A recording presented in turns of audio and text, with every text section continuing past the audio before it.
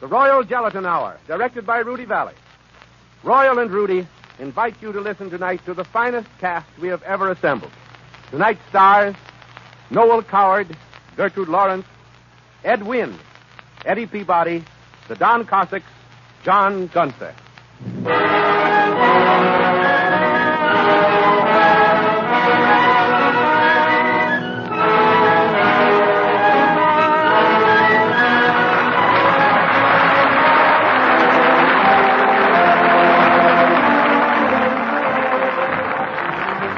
Hi-ho, everybody.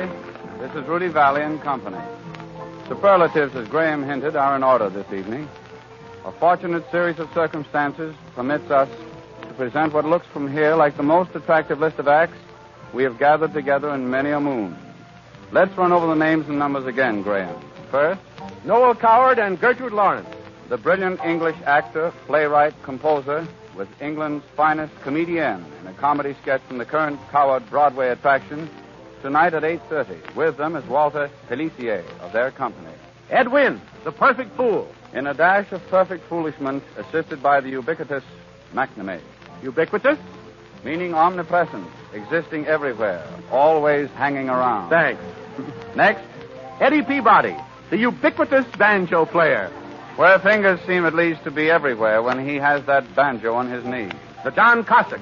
The famous singing organization of exiled white Russians on their annual visit to our microphone. John Gunther. Celebrated foreign correspondent, author of Inside Europe. Once over again, lightly, Graham. We have with us this evening John Gunther. Eddie Peabody. The Don Cossacks. Ed Wynn. Gertrude Lawrence. Noel Coward. And the ubiquitous McNamee.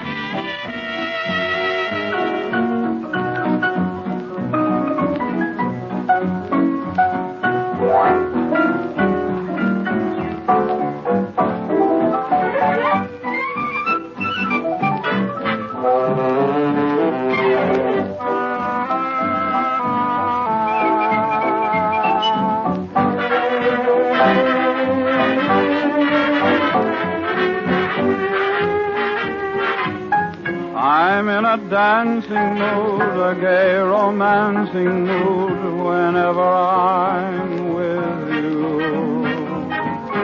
The music seems brighter, my troubles are lighter too. When I'm with you, I'm in a merry mood, a light and airy mood whenever you are near.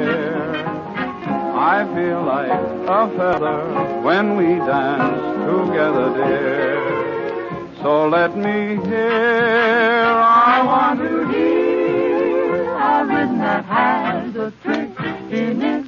All music that's got a kick in it. It's really heavenly, the way you follow me. You seem to know my mood. You know how to chime in when I'm in a dancing mood.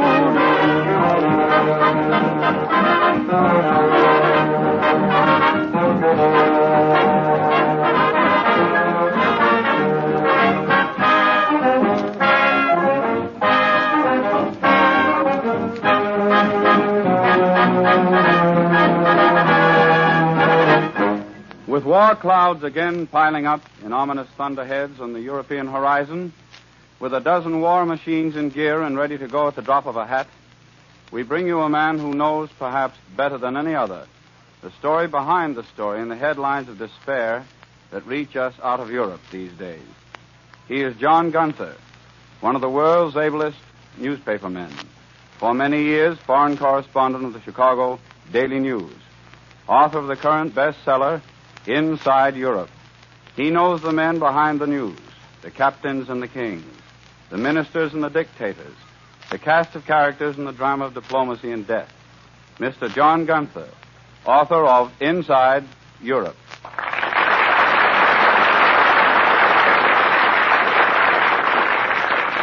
As many of you know, Mr. Gunther's book is chiefly concerned with personalities, the men in power, or those seeking power in Europe.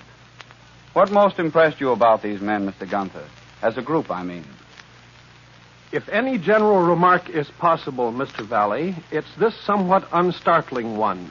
They are all human beings.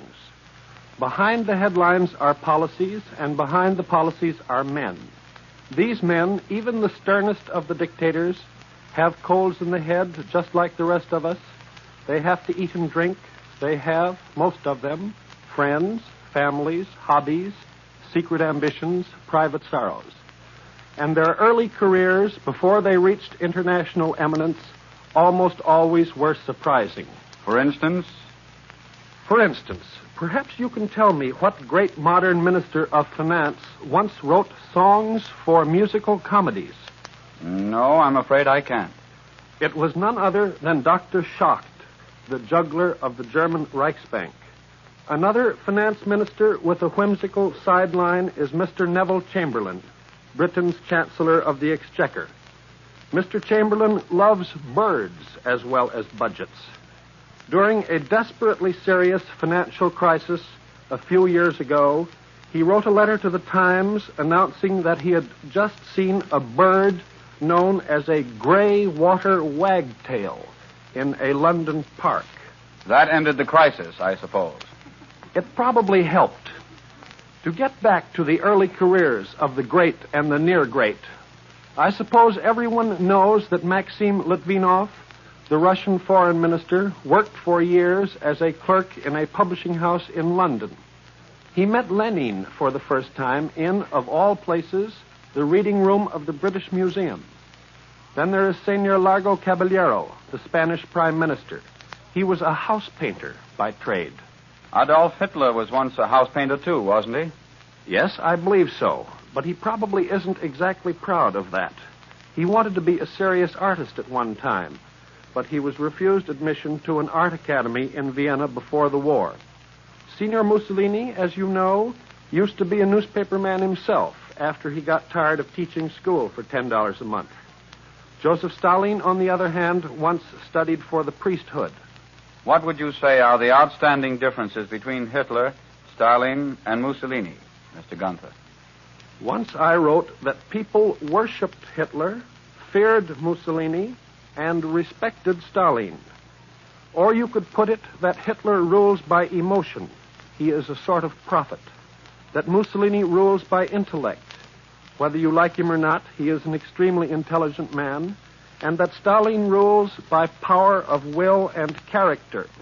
What do you think of Blum, the French prime minister? I think he is one of the most courageous men ever to hold office anywhere. I hope he lasts. And do you think all these so very human and charming gentlemen will be able to keep the peace, Mr. Gunther? More directly, do you think a general European war will start in 1937? Mr. Vallée, wars are catastrophes. Unlike typhoons or hurricanes, they are made by men, not by nature.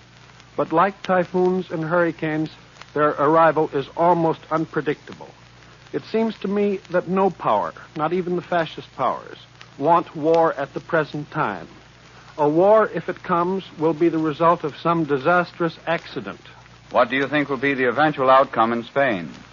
My feeling, Mr. Vallée, is that the Loyalists still have a fair chance to win.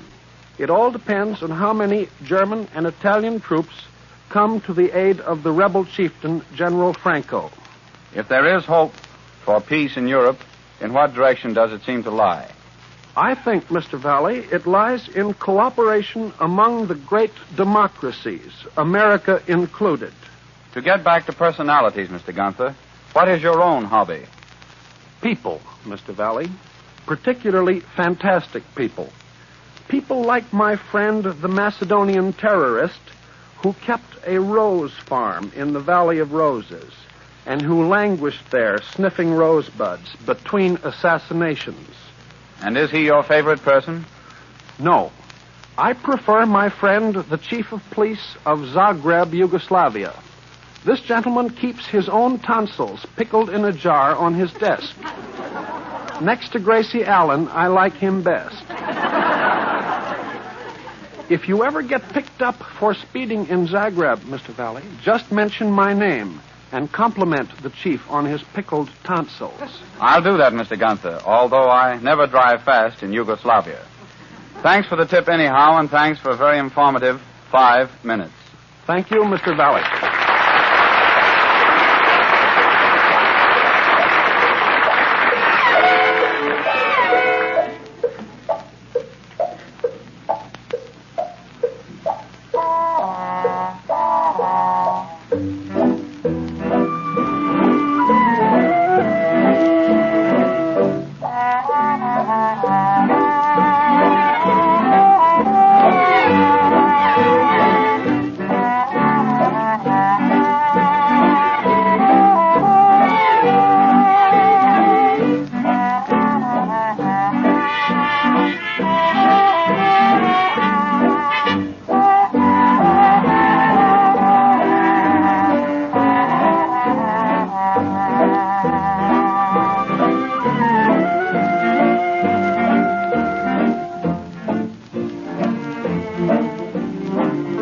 I can't afford me an automobile, and I wonder why one ever wants to buy one. I don't care to try one.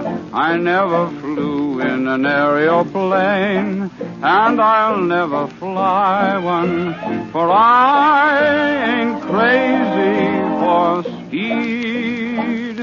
Got what I need.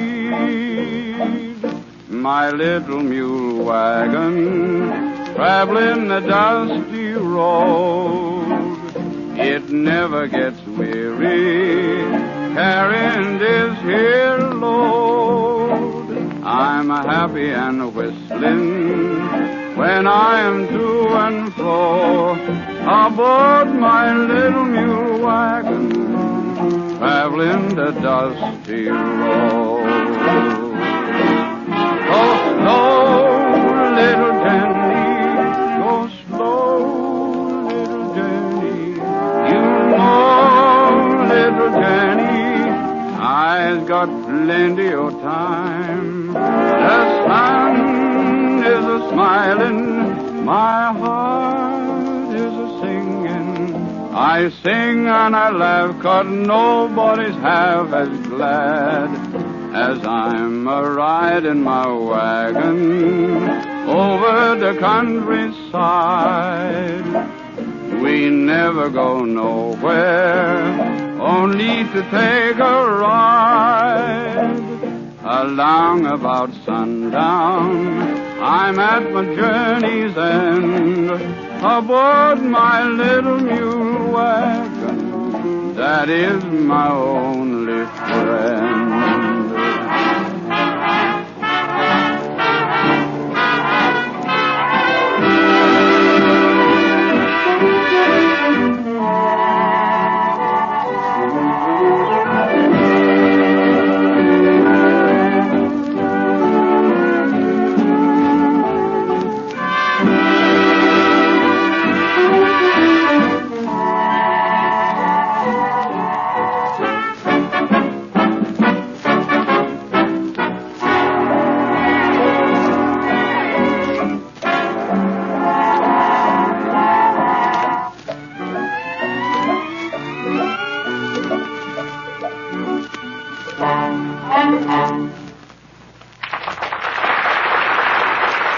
If you were making yourself a tall, refreshing glass of orange juice, you wouldn't reach into the pantry for a bottle of orange extract, would you? You'd reach for a couple of fine, big oranges, because you know that it takes real oranges to give you the natural flavor of a juicy, sun-ripened orange. And that's exactly why Royal uses the flavor of real oranges in Royal Orange Gelatin. No artificial fruit flavors are ever used by Royal. Every flavor comes straight from the fruit itself. Juicy oranges and lemons, choice limes, fine ripe strawberries, raspberries, cherries, and pineapples. During the growing season, these fruits are inspected for Royal, and the entire crop is purchased. So Royal can afford to give you gelatin containing the flavor of real fruit at a cost of just about a penny a serving.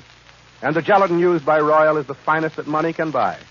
Pure, wholesome, odorless, this grade A gelatin blends perfectly with the real fruit flavors to give you the actual taste of the fruit itself. During the past 3 years alone, more than 1 million families have switched over to Royal Gelatin. And today, doctors all over the country recommend Royal Gelatin as a wonderfully wholesome food for growing children. Serve delicious Royal Gelatin tomorrow night. You have a choice of 7 real fruit flavors, all selling at a very attractive price.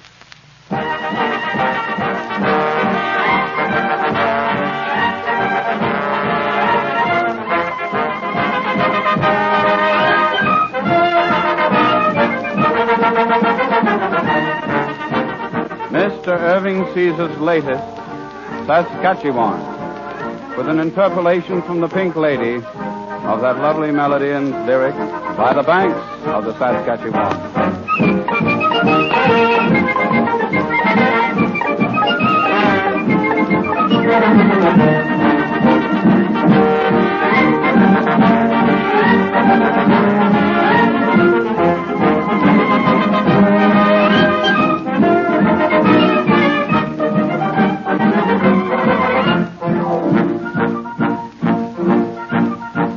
What a delight when I think of the night that I met you on Saskatoon, Saskatchewan. Oh, what a thrill with the thrill down the hill I have set you on in Saskatchewan. Swift as the breeze with the rays and the skis I bet you on in Saskatoon, Saskatchewan. I walked ahead while you rode in the sled that I fetched you on in Saskatchewan. We might have been in the Alps, just like you see in the papers, risking a couple of scalps and cutting Canadian capers. It's going to be nice to come back to the ice that has sketched you on in Saskatoon, Saskatchewan. I charter a plane or a honeymoon train that I'll get you on in Saskatchewan. Flow, river, flow down to the sea. Bright sea, bring my loved one home to me. True, dear one, true, I'm trying hard to be. But hear me say, it's a very, very long, long way from the banks of the Seine for a boy to go and stay by the banks of the Saskatchewan.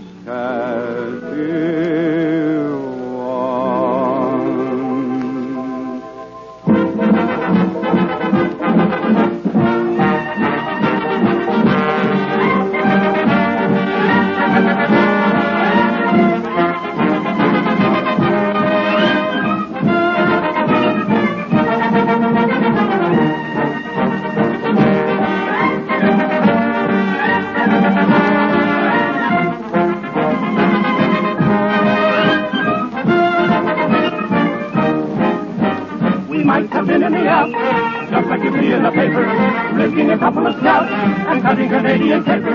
It's gonna be nice to come back to the ice and get you on in Saskatoon, Saskatchewan. I'll charter a plane or a honeymoon train that I'll get you on in Saskatchewan. Presenting now Noel Coward and Gertrude Lawrence in The Red Peppers, a sketch by Mr. Coward. Versatile, brilliant, brittle, and charming seem to be the 4 leading adjectives applied with great regularity to Noel Coward over the past 10 years in London and New York. He is certainly the most brilliantly versatile figure in the modern theater. As a playwright, his work ranges from the high comedy of private lives and Designed for Living to the pathos of Cavalcade and the sharp tragedy of The Vortex. As a composer, you are in his debt for the charming tunes from Bittersweet and for many a popular hit song. As an actor, most of you have seen him on the screen in The Scoundrel. If you are in New York and lucky about tickets, you might be able to see him this week in Tonight at 8:30, a series of 9 one-act plays, one of which in radio form you will hear presently. Miss Gertrude Lawrence, leading lady in Tonight at 8:30, has been seen far too infrequently in this country since her first American appearance in Charlot's Review. You will see her on the screen soon with Charles Laughton in Rembrandt. Tonight marks her debut on the American network. Those of you who are familiar with the sophisticated glitter of the usual Coward Lawrence style may find their playlet tonight surprising, for they desert the clipped accents of Mayfair drawing rooms for the broad cockney of the definitely lower classes.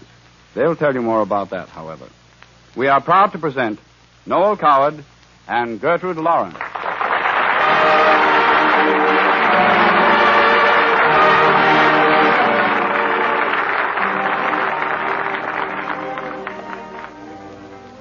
Thank you, Mr. Vallée. Good evening, ladies and gentlemen.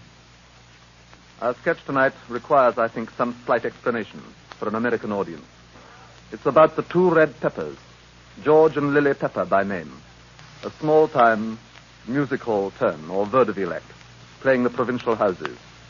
Vaudeville in England, you see, has not yet been taken over by your Mr. Vallée. It still exists, and the red peppers are part of it. They may not be very good. Mr. Vallée possibly would never hire them, but they do make a living. They have been married for many years and in the profession since they were children. The scene, suppose you set the scene, Gertie. All right.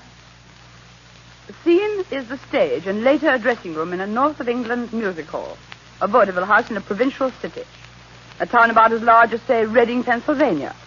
As the sketch starts, the 2 red peppers in sailor costume are standing in the wings awaiting their cue. From the wings, George Pepper speaks. Ladies and gentlemen, if you will allow my wife and myself a few moments in which to change our costumes, we will have much pleasure in presenting to you our famous nautical extravaganza. Thank you, Bert. That's right.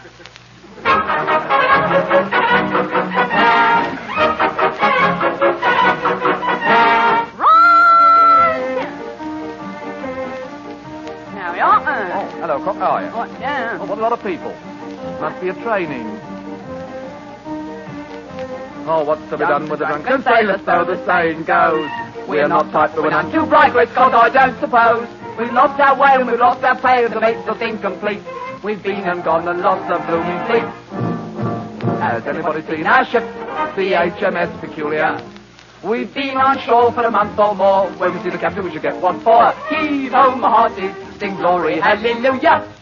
A lady bold as she could be, clinched our whistle to the golden key. Now we're in between the devil and the deep blue sea. Has everybody seen our ship?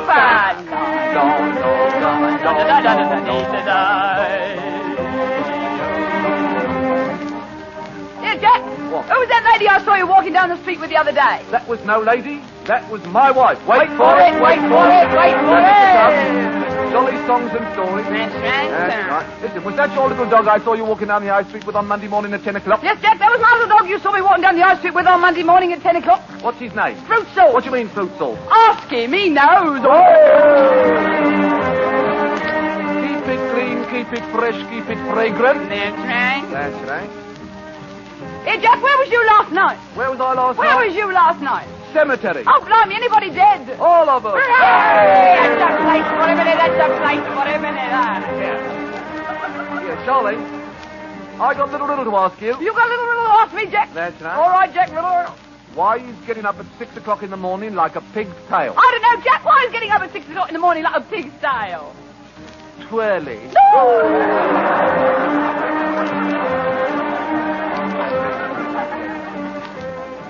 Yeah, Jack, I've been very worried about you lately. You've been very worried about me. I've been very worried about you lately. Pourquoi? French.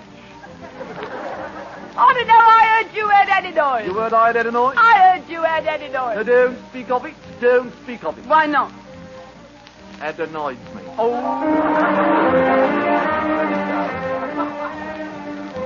Oh, what's to be done with the girls on shore who lead our tars astray? What's to be done with the drinks galore that make them pass away? We got wet ears from our first 5 beers. After that we lost control, and now we find we're up the blinking pole. Has anybody seen our ship, the HMS Suggestive? She sailed away across the bay, we haven't had a smell of a few years' day. Heave-ho, hearty, we're getting rather restive. We pulled our money, spent the lot. The world forgetted by the world forgot. No, we haven't got a penny for the you-know-what. Has anybody seen our, anybody seen our, anybody seen our ship?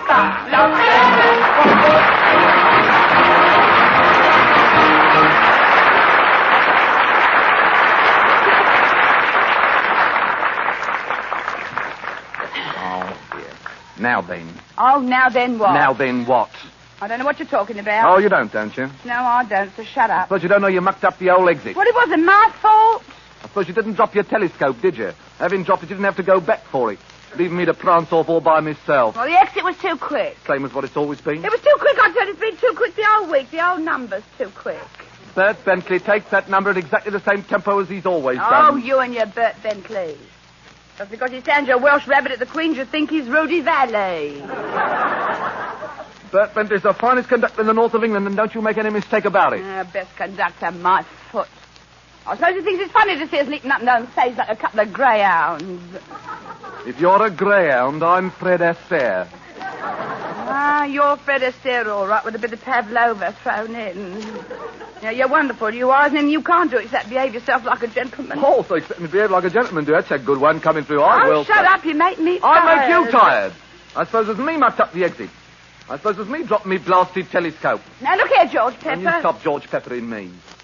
Why can't you admit it when you're in the wrong? You mucked up that exit. Nobody else did. You did. But what if I did? It was an accident. I didn't do it on purpose. Lily, it doesn't matter how you did it or why you did it. You did it! I Don't do did it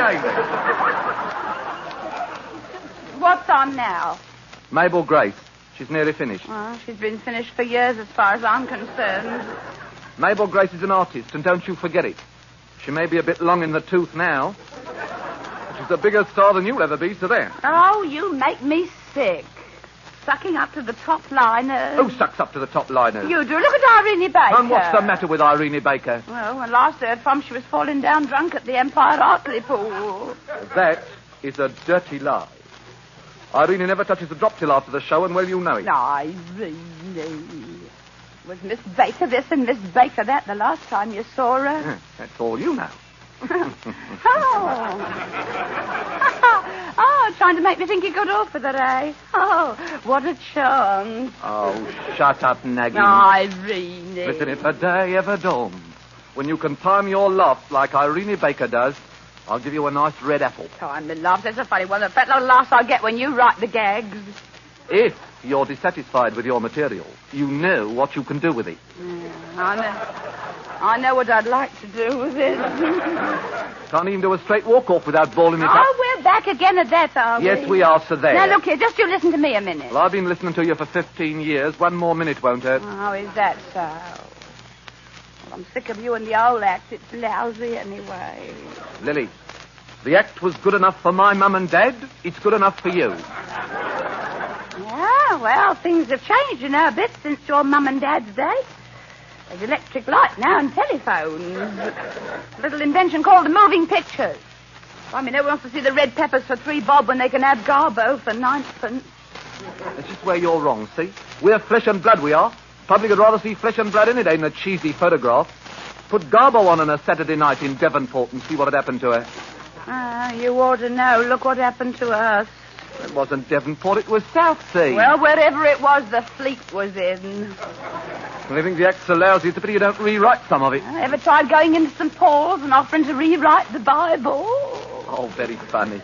Oh, very, very, very, very, very funny. You're wasted in the show business, dear. You ought to write for Comic Couture. Yeah, I think I've better gags than you at that. That wasn't a lady, it was my wife. Right. A lot of all the old chestnuts. And they were has-beens when your grandmother fell off the eye wire. And what, may I ask, as my grandmother got to do with it? Oh, only that she didn't fall soon enough, that's all. Who is it? Me, Pep Bentley. Oh, come in, old man. Oh, old man. Well, how's tricks? Mustn't grumble. Sketch on. Yes, the old cow's tearing herself to shreds. Oh, it's a pretty strong situation she's got in that sketch. I watched it from the side, first out on Wednesday. Well, she nearly got the bird second house. Yeah, too refined, I expect, for this date. Well, this date is as good a date as you can get, you know. Yeah, well, I played better. Oh, shut up, depression. Oh, well. Sorry I can't offer you a drink, old man. Fred hasn't brought it yet. Well, that's all right, George. I'll have one with you in between the houses. Oh, by the way, don't you think that exit of yours is dragging just a bit? Did you say dragon? Oh, don't take any notice of her. You don't know what she's talking about. No, my husband is right, Mr. Bentley. My husband is always quite right. Mustn't take any notice of me. I don't count. I'm only a fee. Will you dry up? But I should like to say one thing, Mr. Bentley, if you'll forgive me for stepping out of my place for a minute. And that is that if you take that exit any quicker second house, I shall not drop my telescope. Oh, no. No, I shall sock you in the chops with it. Here, who the hell do you think you are talking to me like that? I didn't come over to be insulted by a cheap little comedy act. Here. What's that? You heard. You're damn lucky to get this date, and you know it. Lucky? Saucy monkey. Lucky? Why, it's a filling, that's all, a filling. Well, make the most of it while you've got it. Get out of here, you tuppenny-halfpenny little squirt. Yeah, Lucky for you, we got another show to play. Not so lucky I've got to look at it. Well, it'll be the first time maybe we'll get the tempos right for a change. You set your tempos Monday morning, and they haven't been changed since. Now, that's your story. Don't you forget you were sober Monday morning. Are you insinuating that I drink during the show? Ah, insinuating, that's a laugh. I'm not insinuating. I'm stating a fact. Oh, you can smell him a mile off. What a lady. And what an artist, too, I don't suppose. George? Yeah. Don't adopt that tune to my wife. Oh, what's that for the manager, George? Go on, send the Mr. Look here, Edwards. you two, I've had about enough of this. You had about enough, have you? What about us? I should like to tell you Oh, one you and your another. big cigar, your wife, Oh, put it where the monkey put the nut. Peppers, 3 minutes. My God, we're off. Here, off it. Go on, get Yeah, back and to your remember, seat. Mr. Big Noise Bentley, the tempo's slow at this house or you'll get a telescope in your funny-looking puss. Come along, George. All right, old girl, I'm coming.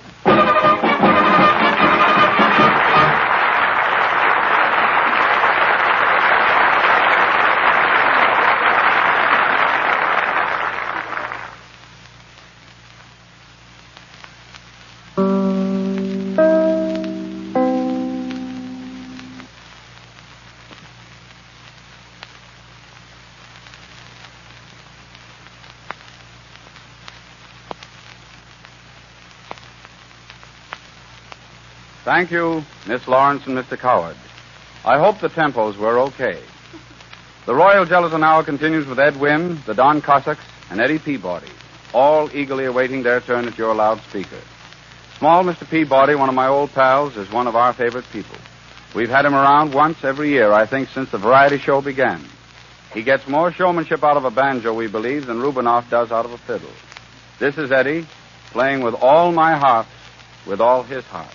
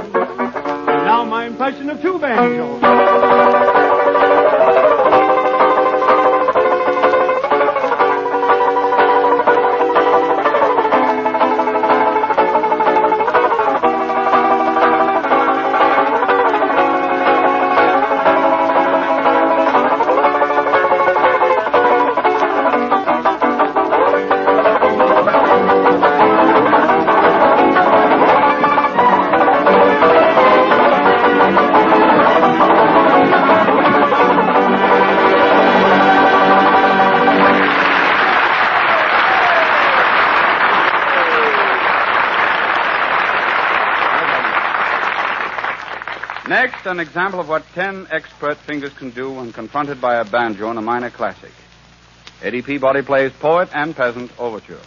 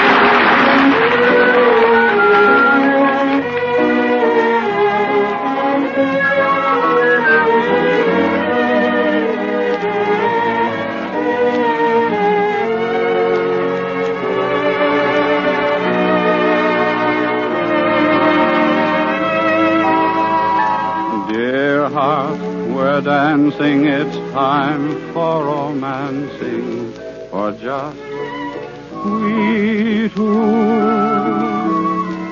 Heart to heart beating, my lips keep repeating, I love but you.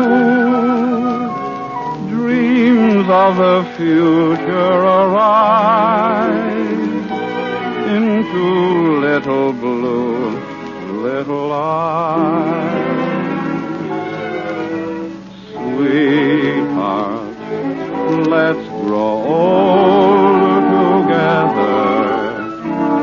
Love like ours will never die. Hand in fair and stormy weather, I'll just you and I. On our golden wedding day, dear, I love you, I still will say, dear, so let's grow old together, sweetheart, as the years roll by.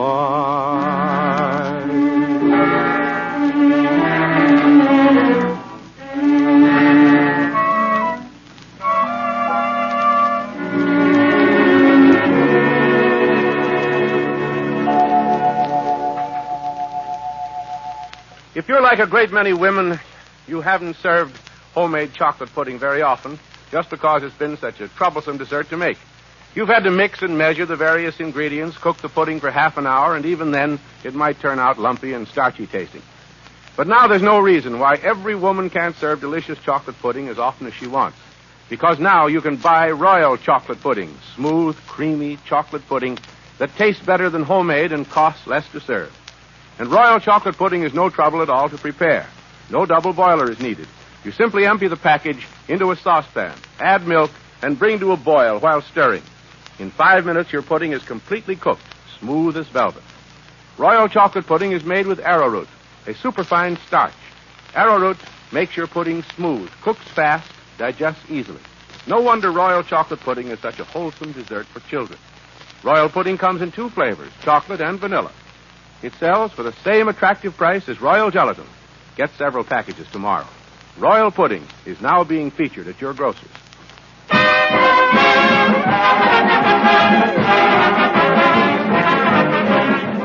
For me to go into a lengthy and flattering introduction to our next guest would be an impudence. He is one of the truly great entertainers of our time or any time. Ed Wynn, of course. Hello, everybody. Hello, Rudy. Thank you. Isn't that lovely? Is that Graham? Yes. I didn't know Graham. Oh, you know Graham? Why, yes, Ed. He does the sales talk on this program. Oh, he does the sales talk on my program, too. But that's one guy's got enough wind for 2 sales. I'll say that. I'll say that about Graham. My goodness. Yeah, I think he's from the Windy City. Are you, Graham? No, Ed, I'm from St. Paul, Minnesota. Is that so? Yeah, St. Paul. St. Paul? That's the strangest thing. Rudy, don't go. I want to talk to you, Rudy. Come here. I've got a friend named Paul who lives in St. Paul. That's so? Yes. Today I was walking along the street and I thought I saw this friend of mine, Paul, from St. Paul. Yes. I went up and I tapped this fellow on the shoulder. I said, "Hello, Paul." What happened? He turned around and he said, "Why, this ain't Paul." The man said. Where are you from, Rudy? I didn't know Graham's from St. Paul. Where are you from? Well, Ed, believe it or not, I was born in Vermont and raised in Maine. Oh, for heaven's sake. Is that a fact? That's true, absolutely true. You were born in Vermont and raised in Maine?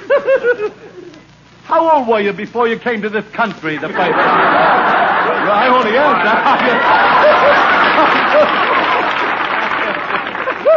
Just a minute, Ed. Yes? Where are you from? Oh, well, that's possible. I'm from Philadelphia, Pennsylvania. Philadelphia, eh? Yeah. Well, then the Liberty Bell isn't the only thing that over there that's cracked. I see. The way we're talking, it's like a game of knock-knock. That's what it's like. Well, I'll tell you, Ed. Yeah? You know these knock-knocks? Yes. It's about the 12th line down.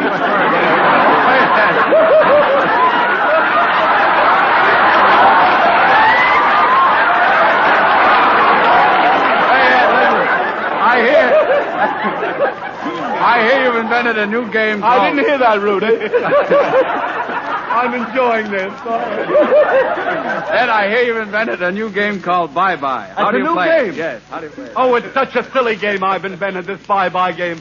It's silly. You explain it to him, Graham. All right, I'll tell you, Rudy. Yeah? Ed's new game is like knock-knock with this exception. Yeah. It can only be geographical. That's right. Only geographical. That's the whole Who's game. telling this? Well. Names of cities, states, and countries. The idea is, Rudy, when Ed says bye-bye, Yeah. you say, where are you going? Yeah, that's Do one with Rudy, Ed. Go on. Yeah, I'll do it. All right. Go ahead. Bye-bye. Well, where are you going? Sioux Falls. Sioux Falls, North Dakota? No, Sioux Falls for any guy she meets. You see the idea of it? That's a great idea. That's a great game. Look, That's a great game. Supposing you do one with Graham. You want me to do one with Graham? Well, I'll do one with Graham. Let me think now. Bye-bye. Where are you going? Constantinople. Constantinople, Turkey? No, I can... I can stand a noteful up, but I can't stand you. I got twisted up, but that's the game. That's a great game, Ed. Blew up and hit him in the face. That's a great one. But, I think our listening audience would like to have one of your games that you originated sometime. one of your old operas. Uh-huh. Graham, what opera do you think Ed ought to do tonight?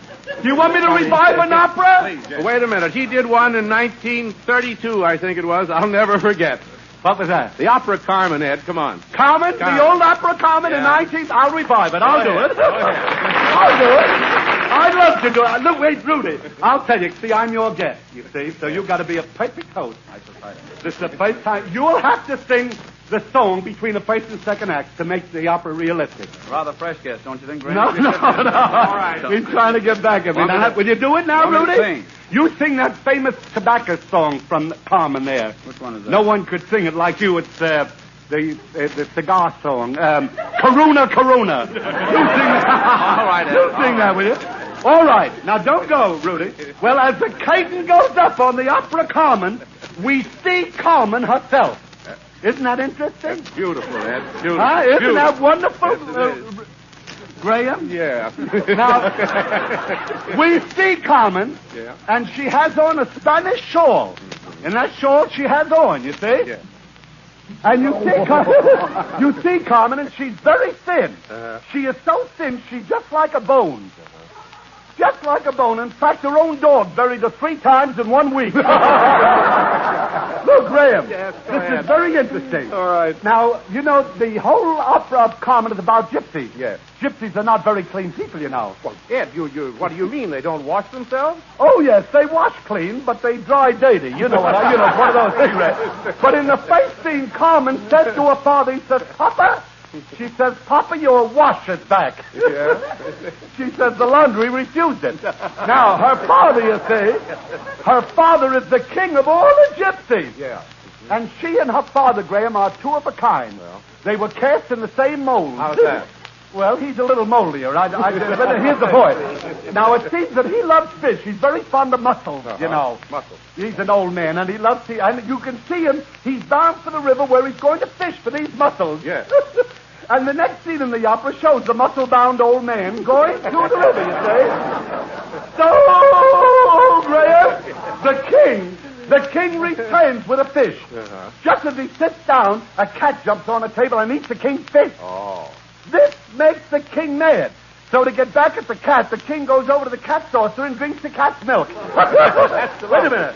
Right here is where Rudy sings the Toreador song. Good. Now, let's hear it.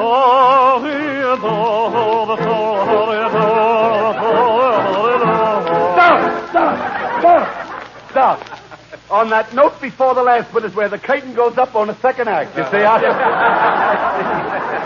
you know, I'm trying to save the opera. My goodness. And the second act of the opera, Graham, is in Madrid, Spain. It is the day before the bullfight, and we see the hero, Escamillo. Do you remember it from the opera, Carmen? Yes. His right name is really Cuspodorsky. Yes. Well, they named him Cuspodorsky because he's the spitting image of his father, you see. I see. But anyhow, we see Escamillo, and he's calling at the cigar factory where Carmen works. Isn't that beautiful? Yes, it is. It's See? lovely. He sees her. She works in the cigar factory, and he sees her. Yeah. She has on a Havana wrapper. Oh. So Carmen, and he says something to Carmen, and Carmen says, "How can you treat me like this? After all, I've given you the 10 best years of my life." What does he say then? He says, "My goodness, were they your best?" Well, anyhow, Carmen says, "I'll fix you for this," because she's a cat, you know. Yeah. She's a cat, tough. Yes. She says, "I'll fix you." Yeah, I'm glad you said tough. Yes. Because Carmen says there, she says, "I'll put the toughest bull in Spain against you tomorrow." She says this bull is so tough that even cyclones ask permission to pass them. Well, the next scene is the bullfight. Yes. I'm not keeping you up, am I, Graham? it's all right. I saw you yawning. I didn't know. But anyhow, the next scene is the bullfight, you know. Yeah. And the arena is gaily decorated, Graham. Of course. Royalty and peasants are turning out for the great battle of the year. A carriage drives up to the entrance. Carriage. A nobleman steps out. He is a pillar of society.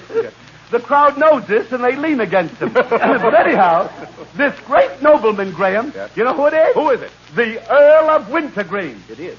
Now, there's something for you. It is. Now, you see this Earl of Wintergreen, he buys 5 bags of peanuts to take into the royal box with him. He doesn't like peanuts, but he likes to blow up the bags and break them. Well, Carmen, too. Carmen is in the royal box. And it is a day when rich and poor mingle. Isn't that lovely? Oh, it's a nice day. In fact, you see Carmen, the cigarette girl, rubbing shoulders with the Earl of Wintergreen. Well, they didn't get that. I don't know. I don't know. The general died of dawn, but that gag died 2 minutes ago. Anyhow, look here. The spectators, Graham. The spectators are yelling for Escamillo, the bullfighter. But he can't go out. Why not? Well, the cleaners didn't send back his costume. Oh, I see. But he has to go because the crowd's yelling, so he runs into the arena in his underwear. Yes? And the bull sees red. Just at that time, Escamillo kills the bull. Yes? And at the finish of the opera, Carmen rushes into his arms and says, bye-bye. What does he say? He says, where are you going? Carmen says, Tacoma. Escamillo says, Tacoma, Washington? And she said, no, take home a package of Royal Gelatin. Let her go, Rudy.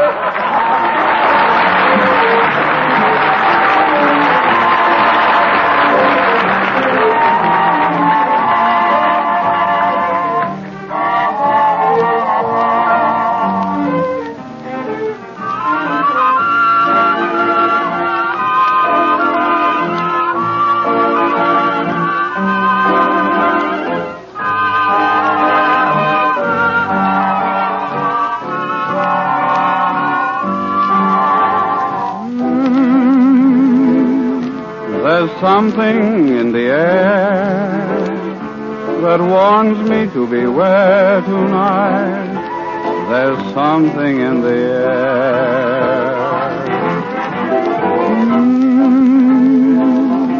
There's music in the breeze. I never saw the stars so bright. There's something in the air. Though I find there's danger in your eyes, the thrill is new. I've been blind, but now I realize what love can do. I feel it everywhere. So whisper you'll be mine tonight. There's something in the air.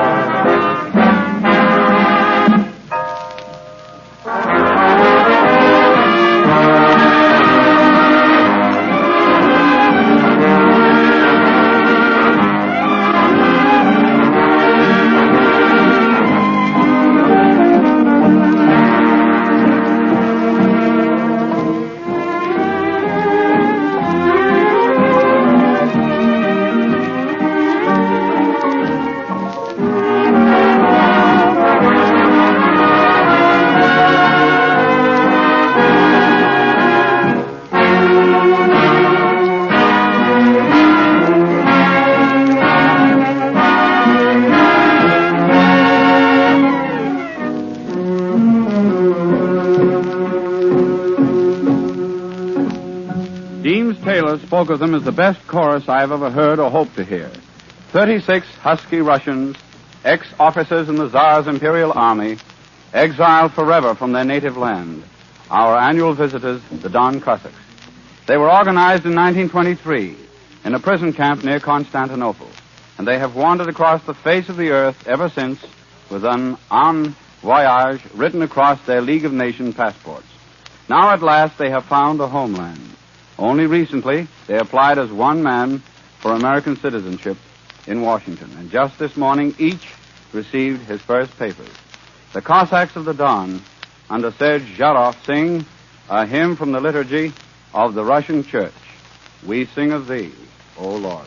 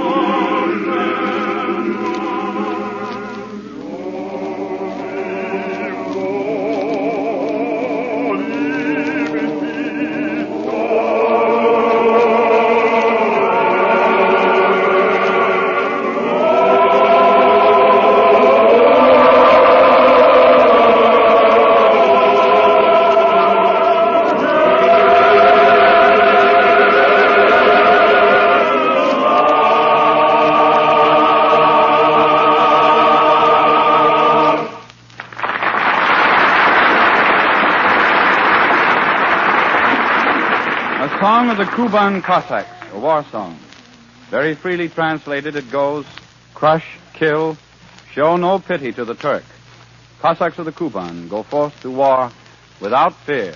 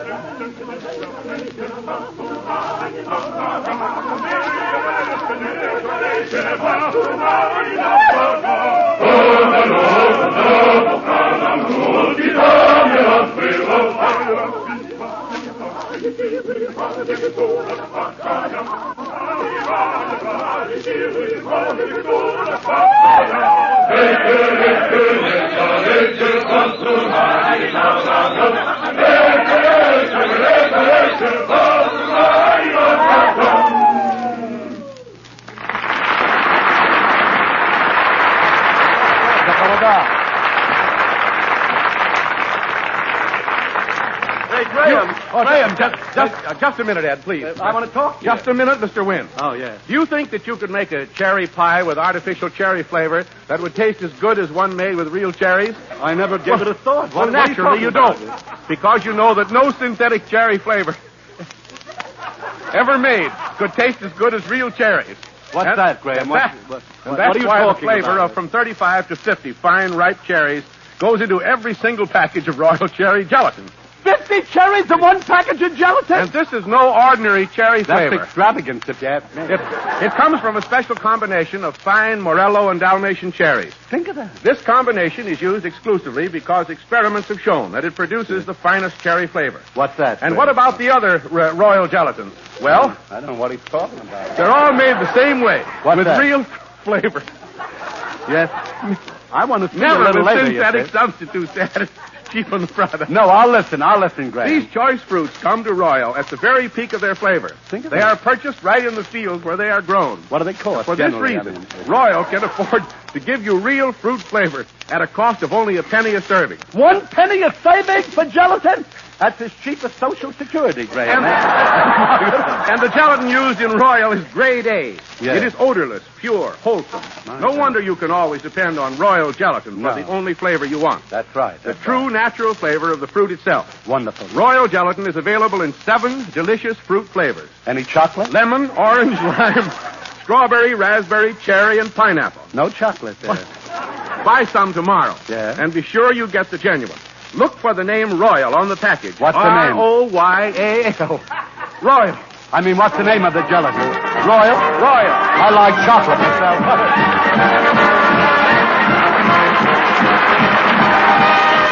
We like to feel that we've hit a high mark tonight. We're going to try to equal it next week. Please be with us next Thursday night. This is Rudy Vallée bidding you all good night. Selection Has Anybody Seen My Ship is from Red Peppers. This is the Red Network of the National Broadcasting Company.